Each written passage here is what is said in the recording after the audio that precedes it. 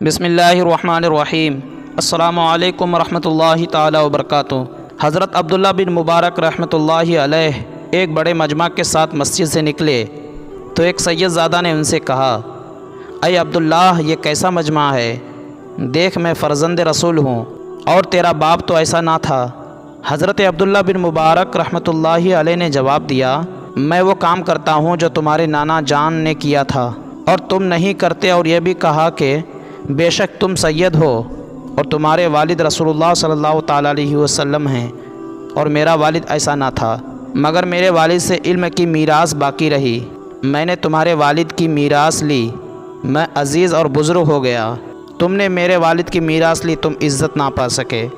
اسی رات خواب میں حضرت عبداللہ بن مبارک رحمۃ اللہ علیہ نے حضور صلی اللہ تعالیٰ علیہ وسلم کو دیکھا کہ چہرہ مبارک آپ کا متغیر ہے۔ عرض کیا، یا رسول اللہ صلی اللہ تعالیٰ علیہ وسلم، یہ رنجش کیوں ہے؟ فرمایا، تم نے میرے ایک بیٹے پر نکتہ چینی کی ہے۔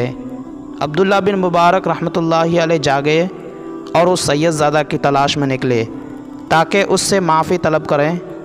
ادھر اس سید زادہ نے بھی اسی رات کو خواب میں حضور اکرم صلی اللہ تعالیٰ علیہ وسلم کو دیکھا اور حضور نے اس سے فرمایا کہ بیٹا، اچھا ہوتا تو وہ تمہیں کیوں ایسا کلمہ کہتا۔ وہ سید زادہ بھی جاگا اور حضرت عبداللہ بن مبارک رحمۃ اللہ علیہ کی تلاش میں نکلا۔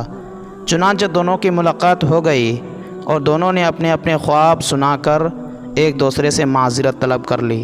سبحان اللہ۔ ہمارے حضور صلی اللہ تعالیٰ علیہ وسلم امت کی ہر بات پر شاہد اور ہر بات سے باخبر ہیں، اور یہ بھی معلوم ہوا کہ حضور صلی اللہ تعالیٰ علیہ وسلم سے نسبت رکھنے والی کسی چیز پر نکتہ چینی کرنا حضور کی خفگی کا موجب ہے۔